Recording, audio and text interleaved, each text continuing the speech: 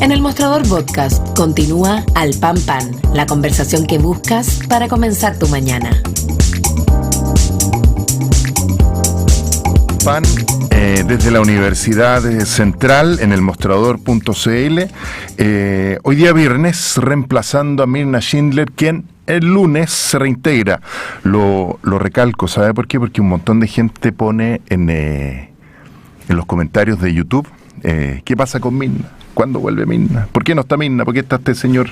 Entonces yo le cuento que Mirna Schindler vuelve el lunes con todo.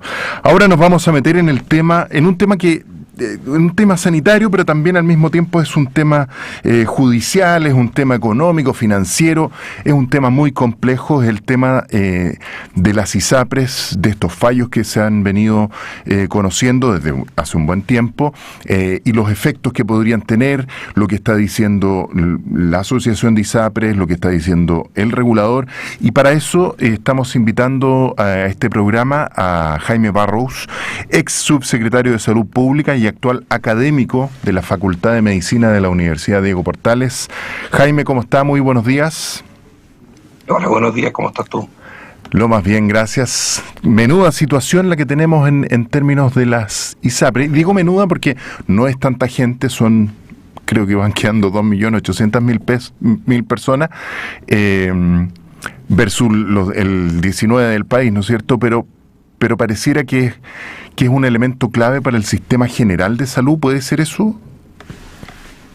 Sí, básicamente la mayor, perdón, estoy un poco difónico, la mayor preocupación es que el sistema privado de prestadores se sostiene en gran parte por el funcionamiento de de prestarle servicios a personas que tienen ISAPRES. Entonces, si es que el sistema de ISAPRES quiebra o ya deja de existir, el gran temor es que muchos de estos prestadores no pueden seguir subsistiendo, y por eso en parte del proyecto de ley que envió al Congreso el gobierno se hace cargo de cómo se paga esta deuda, pero otra parte importante es hacer algunas reformas al FONASA de manera tal de que FONASA pueda hacerse efectivamente cargo de este grupo de personas en la actualidad, que todas tengan que cambiarse a FONASA, o una gran mayoría de ellas tengan que cambiarse a FONASA, que es un escenario muy probable. Usted ve que se habla de un colapso de repente, como de si toda esta gente tiene que moverse, ¿no es cierto?, de ISAPRE a FONASA, se habla de un colapso del sistema de FONASA.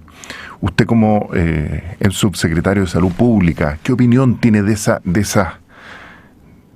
como frases tan elocuentes, tan incendiarias, ¿no?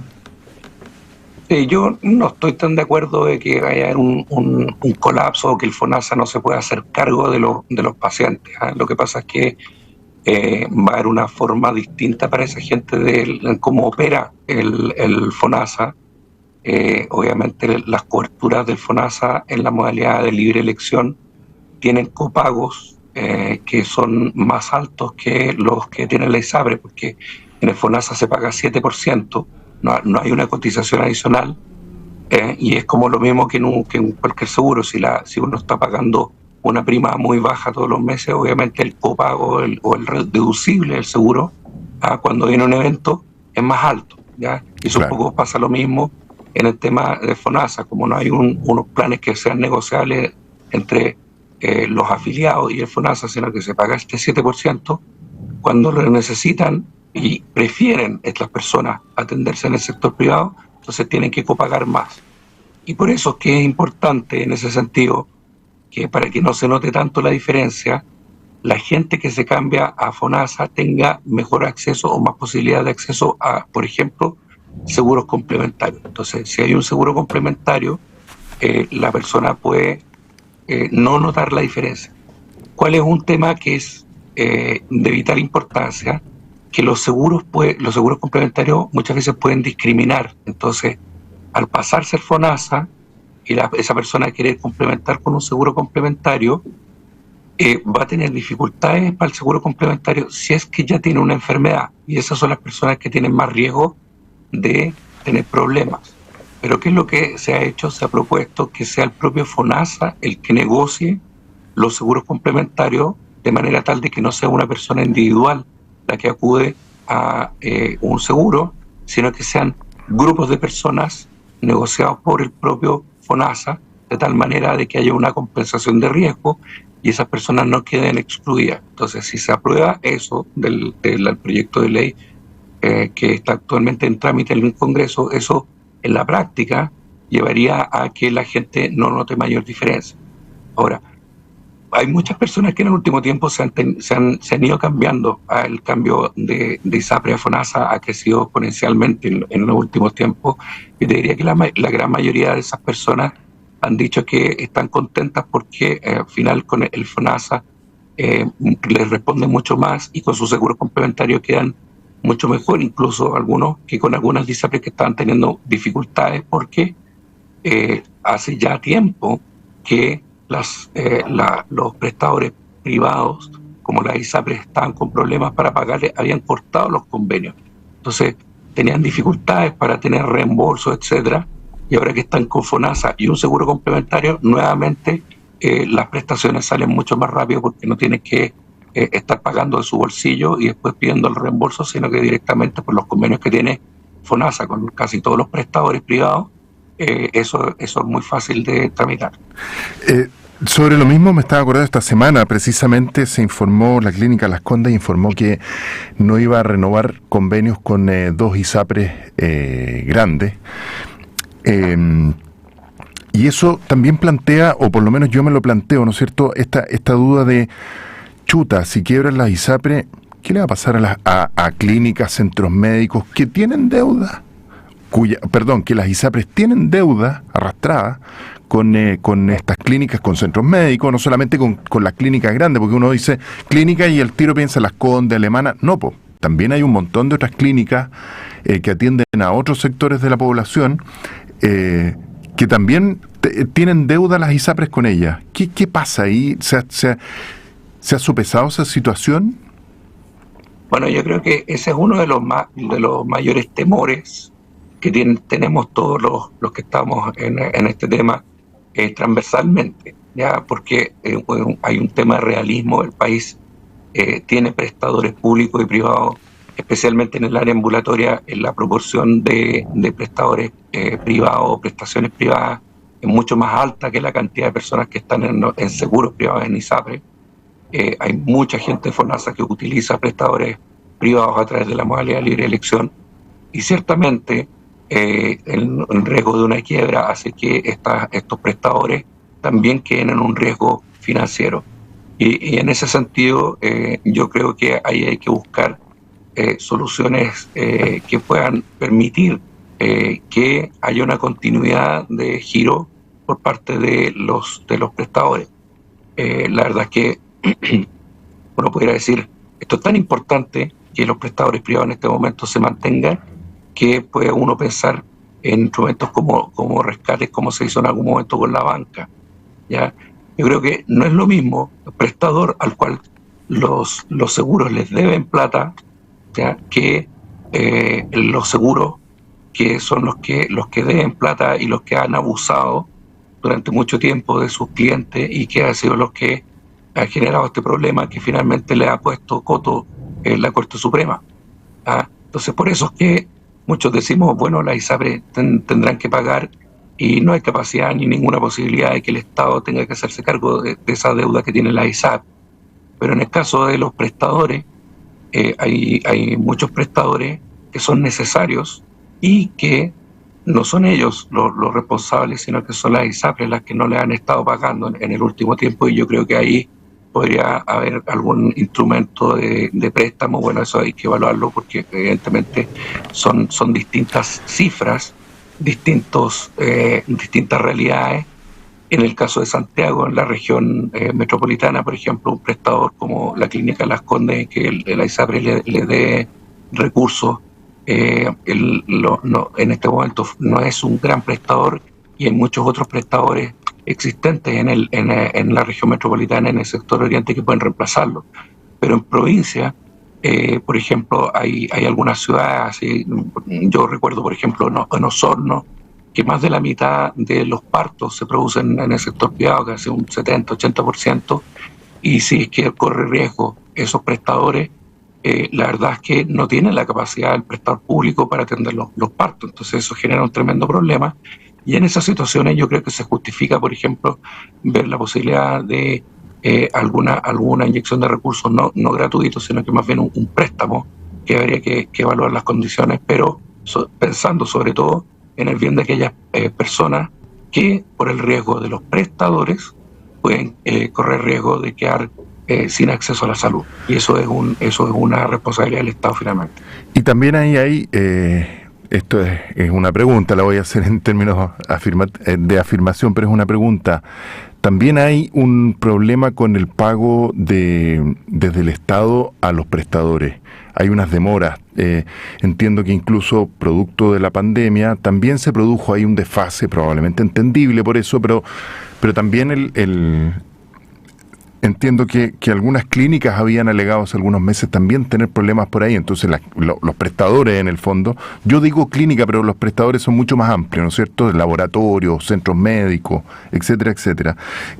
También hay un problema. Entonces a los prestadores se les juntan dos cosas: se les junta lo que le debe la ISAPRE y se les junta lo que le debe el Estado. Sí. Respecto de los prestadores privados con el Estado, ahí hay dos razones. Por una parte, hay efectivamente una demora porque los recursos para este tema, para la compra de servicios, siempre han sido limitados. Obviamente en la ley de presupuesto a veces no se anticiparon los gastos que se van a tener al año 2020-2021 a propósito de la pandemia.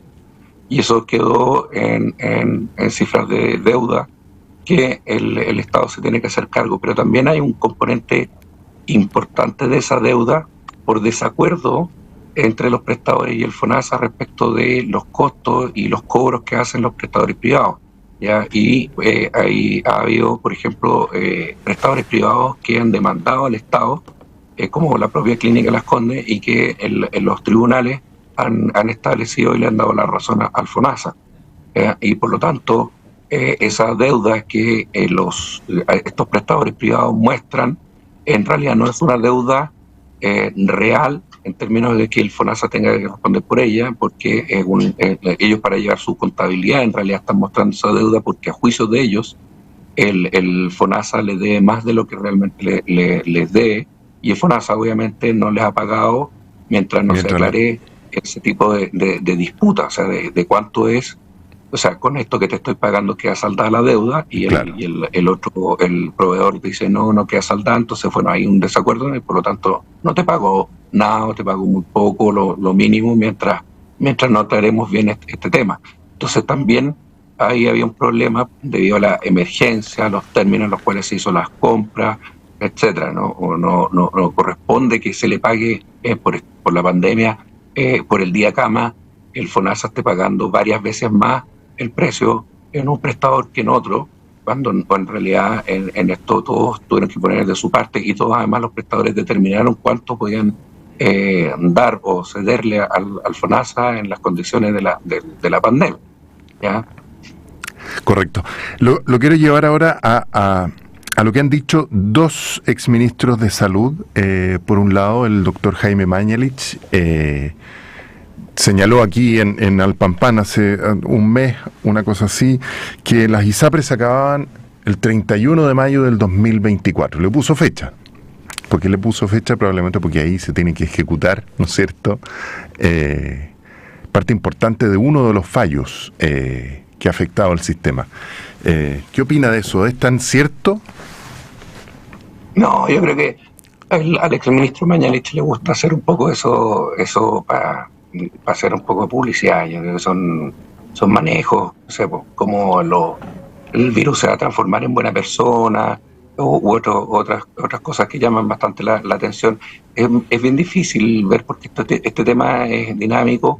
Obviamente el tiempo se les está acabando, y en términos reales yo creo que lo más probable es que la mayoría de las ISAPRES tengan que quebrar, ¿ya? Pero el año pasado también se decía que este año iban a quebrar, ¿ya? Y ya estamos en diciembre, y ninguna de las ISAPRES, incluso aquellas que tienen más problemas, ha pedido o ha anunciado que va a cerrar a la superintendencia.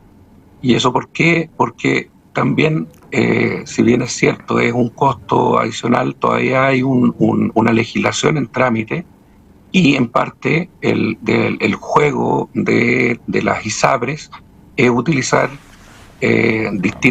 distintos mecanismos para ejercer presión. Entonces, si hay un cierre inminente y una catástrofe sanitaria, porque otras personas han dicho que con esto va a morir gente, etcétera, entonces, claro, lo que están apostando es que los legisladores se asusten o que se les inyecte recursos o qué sé yo, cosas que están en el imaginario probablemente de la gente de la ISAPRE. Yo creo que el fallo es bastante claro, y es un fallo que se tiene que ¿cómo se llama? Responder, se tiene que cumplir. Y las condiciones para cumplirla, perdón, las condiciones para cumplirla no pueden ser las que están pidiendo la ISAPRE. Hay una deuda, y sobre todo el tema de ahora del GES es un tema histórico.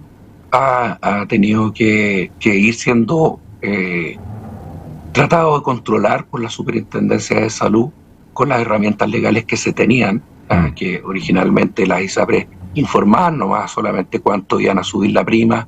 Después se le empezó a dar algunos parámetros, se tuvo la voluntad política de decirle, mire, esto no es aceptable, y devolverle la cifra y entrar en esa pelea.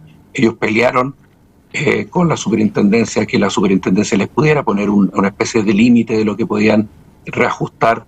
Finalmente se llegó se decidió también judicialmente que tenían las atribuciones, etcétera. Entonces, y ahora esto sigue avanzando, y nuevamente la Corte Suprema les dice, mire, lo que han cobrado no se ha ajustado a lo que la superintendencia les dijo o lo que entregó en algún momento, por lo tanto todo lo que han cobrado de más lo tienen que devolver. Entonces, esto ha sido un eterno tira y afloja, y dentro de este tira y afloja está esto de anuncios de apocalípticos o determinados, así como el 2012 se va a acabar el mundo, el 31 de mayo, el 1 de mayo, no sé cuándo dijo el exministro Mañalich. No, las cosas no se pueden anticipar de esa manera. Yo creo que los legisladores están haciendo un trabajo muy serio de tratar de hacer una buena legislación, pidiendo el apoyo de expertos, haciendo una comisión que les entregó insumos.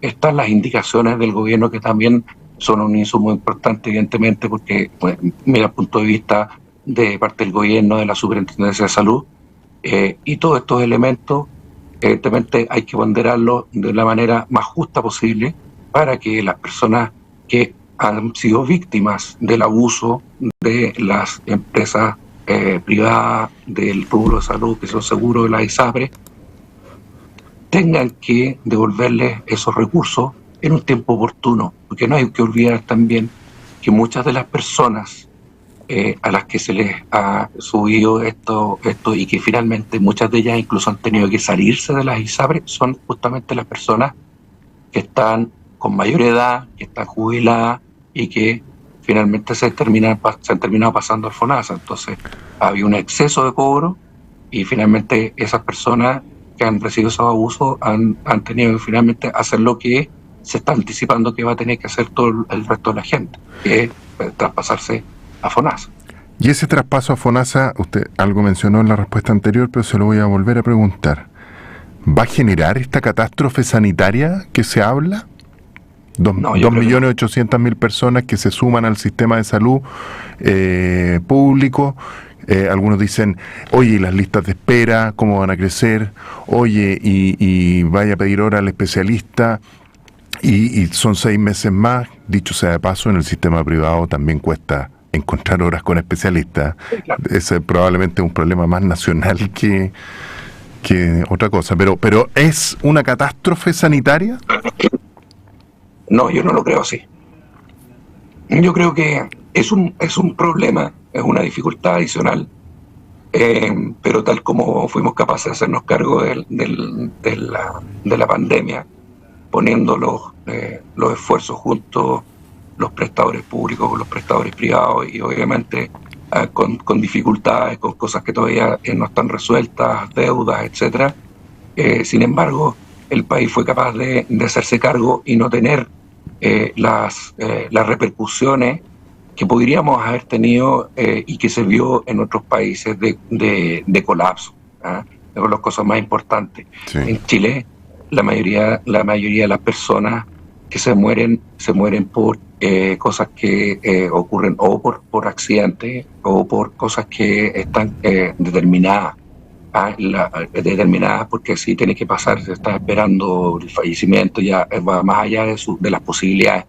Pero la gente que se muere por falta de acceso, no estamos todos los días nosotros viendo el tema de demanda o qué sé yo. Yo sé que para la gente es medio difícil entender porque muchas veces se entrega, por ejemplo, cifras de gente que se muere en lista de espera. Sí, claro. Pero la verdad es que la mayoría de la gente que se muere, entre comillas, estando en lista de espera, no se muere por la causa de lo que está esperando la lista de espera. Se puede morir por otra razón, ¿ya? Y eso es un ejercicio de depuración que se tiene que hacer, que no es fácil de hacer, y por lo tanto, si bien la cifra aparece primero, después en el tiempo se va depurando.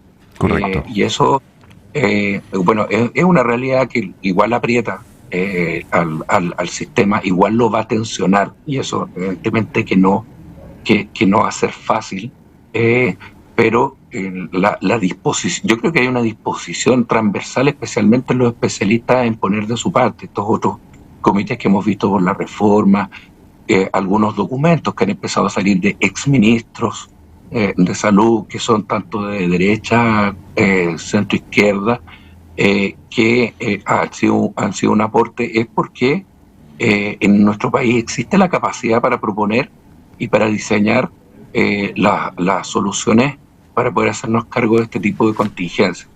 Entonces, ser determinista respecto de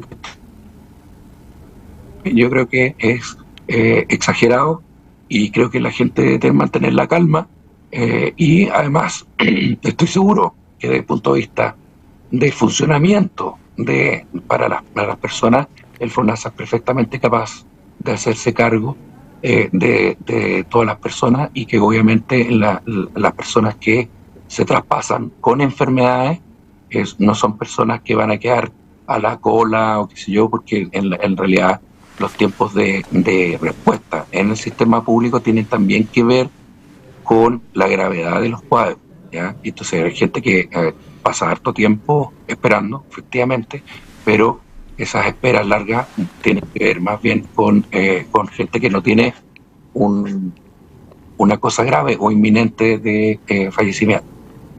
Muy bien, Jaime Barrows, ex subsecretario de Salud Pública, académico de la Facultad de Medicina de la Universidad de Diego Portales. Muchas gracias por estos minutos.